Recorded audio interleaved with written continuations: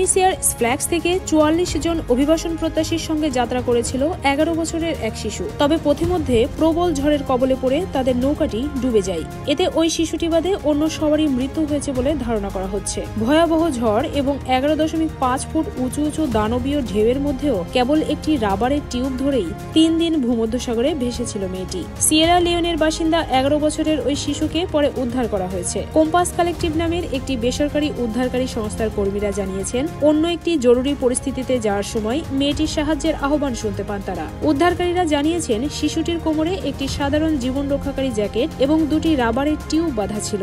ভয়াবহ ঝড় এবং ১১.৫ ফুট উঁচু ঢেউয়ের কারণে তাদের নৌকাটি মুহূর্তের মধ্যে ডুবে যায়।